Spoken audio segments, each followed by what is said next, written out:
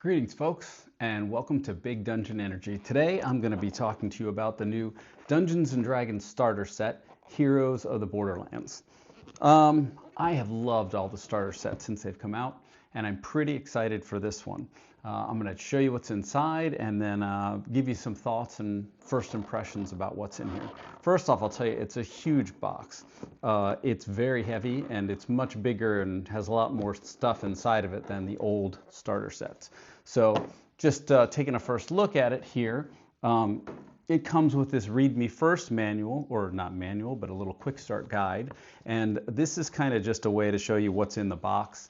It has a link to a video here that is a tutorial video, but unfortunately it's not up yet since I seem to have gotten this relatively early as I ordered it directly from D&D Beyond. Anyway, it just covers what goes in here, what stuff is inside of the box, and how the general rules of the Dungeons & Dragons game work. So kind of cool, kind of simple. It's just really just an overview of the parts and pieces inside of the box. So then the next thing that is the very first thing that you find when you open it after that sheet is the play guide. So the basic play guide is covering the simple set of rules for how to play Dungeons & Dragons. Now, it's got some nice cover art. It does walk you through the way that the rules are set up. And interestingly, they do things a little bit differently in here. You can see that the game, instead of you making a character sheet or using a character sheet, it's set up such that you get pre-made characters and they come on a card that's pre-printed. It's got 4 sides, a front and a back. And on the front side, you might have like a level 1 character, and on the back side, you would have the level 2 of that. On the second sheet, you'd have level 3 and level 4. But you place those out and you actually place things like background cards and species cards alongside of them to show what each of the classes can do and make it easier than kind of writing all that stuff down yourself. I think the approach is a little weird there, mostly because, for example, it's just not the way that the regular game is played. So, you can see that there's the cards here and how they get laid out, but it's really just a little bit strange to use that way. I understand why it's intended to be simpler, but it does make it feel like the game has a lot more components than a normal game of Dungeons & Dragons would have. But as you look through here, you see the class boards are in place. You also receive magic item cards, equipment cards, and spell cards that can all get placed on your character sheet as well. And then there's NPC cards for the DM to help him, and also monster cards. It's interesting that they kind of cover the basics of all that first, almost as a part of the character generation, but there's not really any character generation. You just select the materials that are there. And then from within there are just some basic rules on advantage, disadvantage, and all the kind of normal 2024 rules as they're set up. And the artwork looks great. The book layout looks great. One of the things that I do find a little bit strange is they have an example of play in here, which I think is really important to using that. But in some of the instances here, with the example of play, they don't actually use the numbers to say, well, I got a +2 with this and a +3 with this, therefore, when I rolled my 15, I succeeded. And it's more sort of general, and I think it would have been better if it had just kind of gone into it. But overall, nice book, looks good, and that's the basic playbook. Now, interestingly, there are actually 3 adventure books in here. So there's the Wilderness book, the actual Keep on the Borderlands book, and a 3rd adventure book for the Caves of Chaos, which is kind of the traditional story that people know from the Keep on the Borderlands from way back in the day. Now, these are really interesting, and I do think it's good for a starter set because the way that the adventures are situated, or the scenarios, I would really call them, are situated, is that they're all very standalone and very simple adventure plot elements. And so you might just come upon a looted wagon and see that, and that's the entirety of the encounter, is just exploring and seeing if there are tracks around it. And then you might come upon a talkative traveler who tells you some things about the local environment in the wilderness. And it's really good because it keeps them segmented so that a new DM isn't worried about a huge number of different plot points that they have to maintain, or even the overall structure of a plot. It's kind of a self-contained little mini event. And they do that for all of these through this 4 sections of this wilderness. And I would say it's pretty effective. It is a little interesting the way that you have to pull out all the character tokens and NPCs and all that, but I do think it's kind of a helpful and good way to introduce people. So you're supposed to start out with a wilderness book first and kind of play through it, which kind of gives you these just simplest and rudimentary experience of it. Then you move on to the Keep on the Borderlands book itself, this adventure booklet that covers the town. And this is the actual keep from the Keep on the Borderlands. There is some really great artwork in here again, and this one more covers the NPCs that live within the keep, and sort of more an opportunity for players to learn how to role play. You can go around the town, find small little adventures to go on, and for example, some lost sheep. And there may be 1 to 12 of them that are lost. You roll the locations where they are, and the players kind of walk around town and explore while they try to find those lost sheep. That's just an example. It covers each one of the locations pretty cool, with each one having some kind of little quest plot device that you can use, and things that you can buy, or just things that you can interact with that are kind of fun and cool. So I would call it a pretty good look at the Keep on the Borderlands, where the map has pretty much stayed the same from where it was. And then, of course, the last book is the Caves of Chaos Adventure itself. So the Caves of Chaos Adventure is the part that we all know from the old Keep on the Borderlands book, but it's been redone. A lot of it's really been changed, and so, for example, because they've included these really cool maps in this book, the scenarios and the spaces that they're played in have been made much smaller so that they can be self-contained on a map size. But they do have these great looks at these maps, are very cool, very well designed, and it's really it's nice for the players to be able to use that and see that. That is probably my favorite aspect of the entirety of this Keep on the Borderlands setup, which is that those maps are all pre-printed in here, and you're able to use them, and it's a really good and effective way of kind of getting people into the miniature side, and it helps more with the strategy and the visualization for some people, I think. It does make the whole package feel a little more board game-ish than initially D&D would seem. But it's not as board game-ish as I thought it was going to be when I first saw what was in these packs. I really felt like, oh man, this is going to just feel like a board game version of D&D, but it's not. I don't think so anyway. It does have elements of it, but nowhere near as strong as was what I had suspected. It does come with some very cool handouts. Now, they're actually kind of more simple than I would have hoped for. These handouts are a note from the Castellan of the Keep. And then the rest are really just, provisions for sale with prices, a menu at a restaurant for the Drunken Dragon, and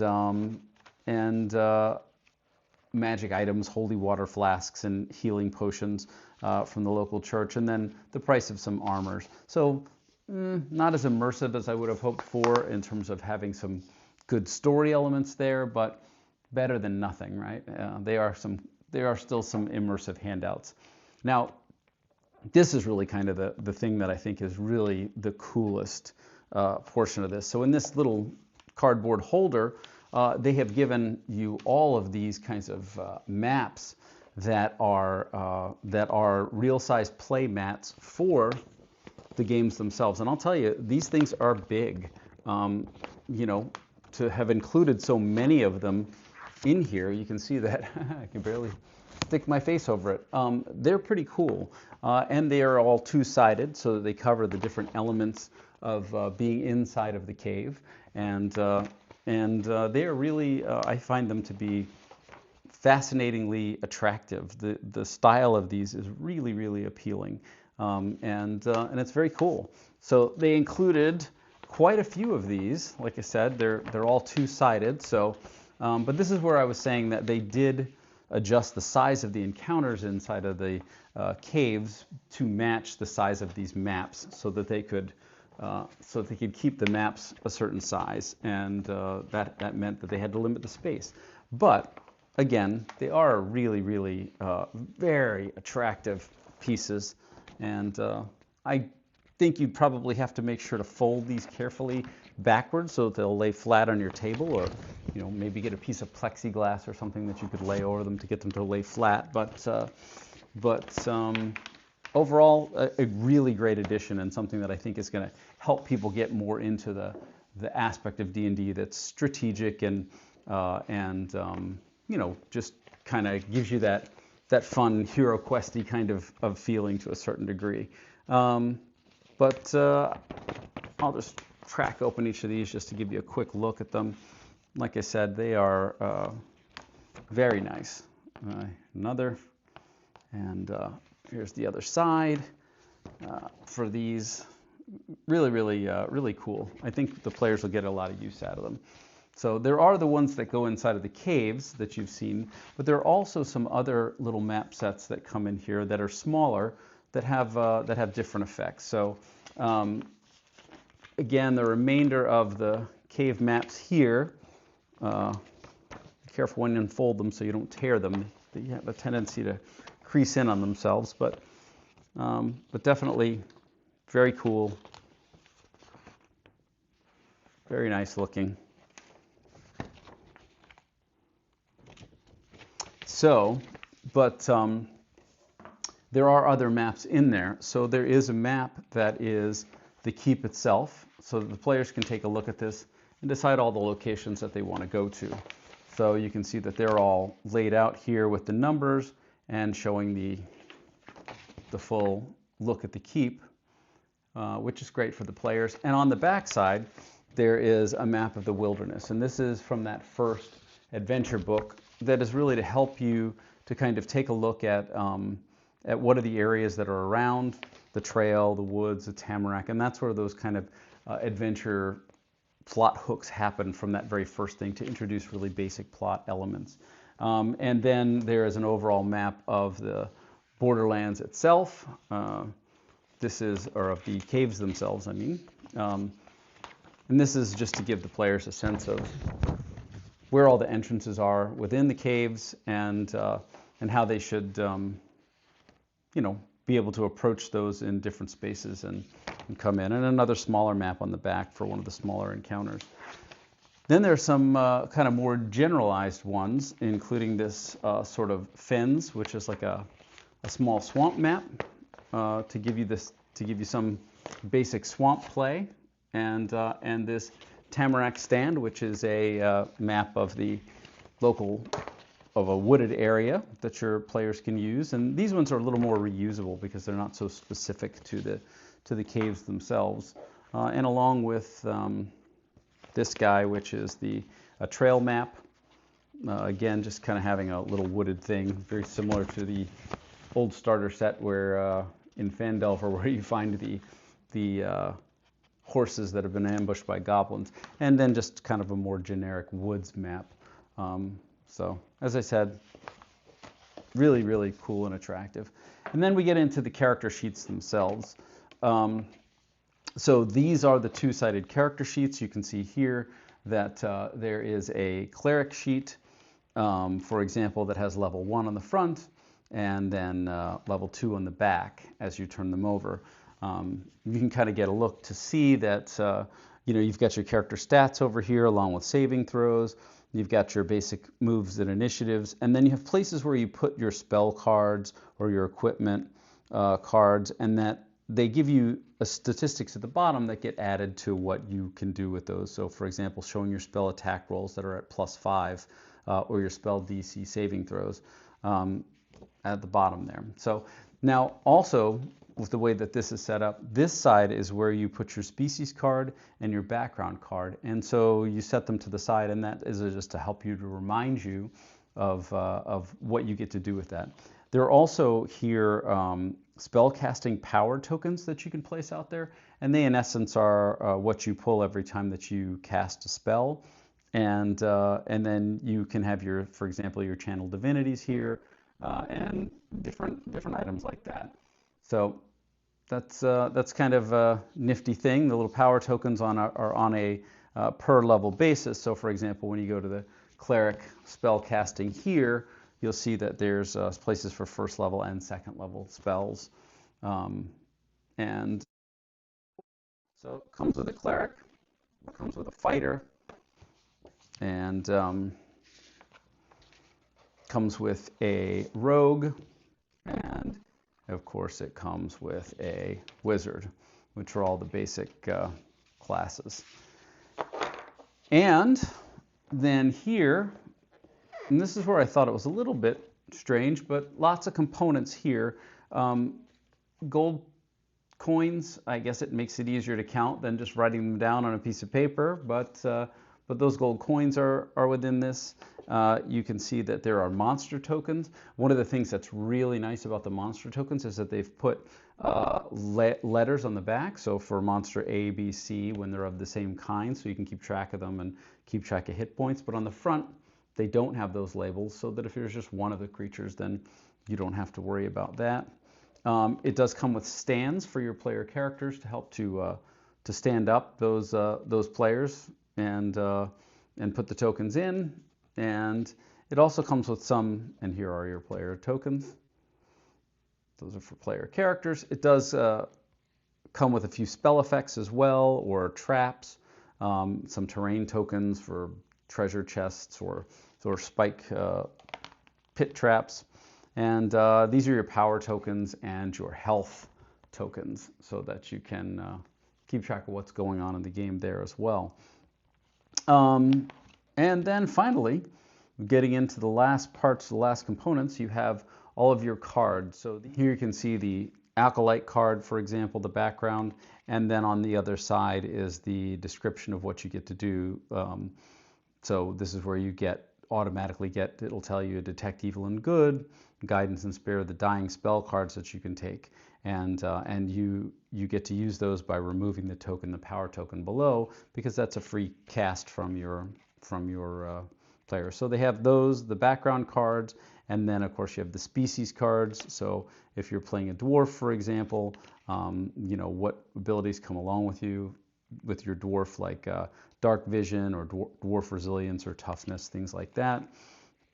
And then here you have magic item cards. The magic item cards obviously showing you what bonuses you get. Here tells you bludgeoning damage, and that's a d6 plus your strength plus 1. So it's kind of got it all written up for you very easily to keep track of it. And again, the amount of components in here for $50 is pretty impressive. It's just a full set. And then in the second set of cards that you have here, you've got your set of NPC cards and this sort of secondary set. So this will tell you about the NPC. It'll give you information on who they are, like this Andrella, human captain of the guard. And then on the back, it will give you information about what you need to play, what card they have, a little bit of role playing. For example, this character has perfect posture. They're just as strict with their posture as they are with the law. And it's a role model. The character's a role model to many of the keeps younger people. And then each NPC also has a set of rumors that they know, that are things that they can tell to the player characters. So that's kind of cool. There's a whole host of those. And then you have your equipment that is non-magical equipment, generally speaking. And so these are, armor and cult robes or hand crossbow, some weapons, holy water or a mace, musical instruments, potions of healing. There are some magic items in here, but for the most part, they're just the regular items that you can get. So again, makes it pretty easy to lay them out. So at that point, as you're playing the game, you would take your character sheet here. Let's say you were the rogue, and you would take your character sheet and you would pick your species card, which would go up here. Your background card would go here next to your sheet, and you could keep it face up that way if you wanted to. And your species card, let's say you're an elf, might go here, and you can keep those two things next to each other so that it makes it easy for you to kind of keep track of what abilities you have. Same thing, if at that point you wanted to put out some equipment, let's say you had a these do have starting cards that the players get. So this rogue starts with a leather armor card, a dagger card, and a short sword card. So you put your dagger card here, again showing you that it does piercing damage, a d4 plus strength or dex. You just get those items set out, and it does make a nice and simple reference. Of course, you can turn it over for the full rules on what mastery properties they have or anything like that. So yeah, that's pretty cool. And then finally, the last things that you have in here are a small combat tracker sheet, just for putting down death saves for players, and initiative and hit points and conditions to keep like a short record for mostly for NPCs, because the players will be keeping track of that stuff on their own sheets. Yeah, and then of course your standard set of dice, as always, that come with these, and a set of these little bags for keeping player parts together after the session, so that you don't have to go digging through and finding all of the player parts to get together. And then you also have in here, besides these cardboard placers or stuffers, you also have these monster cards, and also some basic combat turn cards as a reminder for the players of the actions that they can take. But then with each of the monster cards, you have these really nice illustration on the front, and then on the back you have the stats for the creature. You have what it can do, and just some basic information about it, and along with the challenge rating that's also displayed on there. So yeah, that's basically it, and it comes with a whole host of these. As you can see, cultists, giant fire beetles, gnoll warrior, guards and guard captain, and some NPCs, mimic and an ogre, and just lots of cards in there. So, and that is really the last of the components. So what I can tell you is it's a pretty cool setup. Like I said, this is a lot of stuff for 50 bucks. I worry that it could be and feel a little overwhelming to the average player who's just getting started and trying to figure all this out. It is definitely a lot of components. I also worry that the price might be a little offsetting or off-putting for people, because if you're just trying to, start and learn the game, yeah, that's a relatively decent amount of money to spend, as opposed to the $20 that you could get the old starter sets for. And those were also a little simpler, I think, in terms of being focused on just how to either use a basic NPC that was already created with all the information together there. In some ways, I think the cards make for a confusing method of introducing players, because the cards aren't actually a part of the game in the long run, and I don't think Wizards has any intent to add cards. So it's a little bit strange. I do see how it could be easier for some people, especially people who are into that type of board game arrangement of this kind of information. So I think it's a mixed bag. Overall, I'm not as big a fan of it as I am the old starter sets, but I love the components that are in here. They're all really good, high quality. It is a higher price point, but it is a great value for the price. And I do think it's everything you need to really get started, especially, the one thing that was missing from the other sets is the actual miniatures and maps. And just being able to have these tokens and these creature tokens that you can use and play in the game. I think that kind of element of it is what a lot of folks do find appealing about Dungeons and Dragons, and I know it's one of the things that I really enjoy, is creating maps and having those battles. So definitely a mixed bag. I would give this thing right now, I would give it, for value, I would say it's a 10 out of 10, and for being an actual simple starter kit for players, I'd say it's probably a little more than what most people need, and I'd call it more like an 8 out of 10. But anything that gets folks into the game is always exciting and always interesting, and I'm really interested to see what the reception is around this in the general population, because it is definitely a different direction for Wizards to take on how to introduce players to Dungeons and Dragons, and maybe they know more than I do, and this will be a huge hit. But like I said, it's a great value for the money. Thanks for watching. Like and subscribe. Until next time.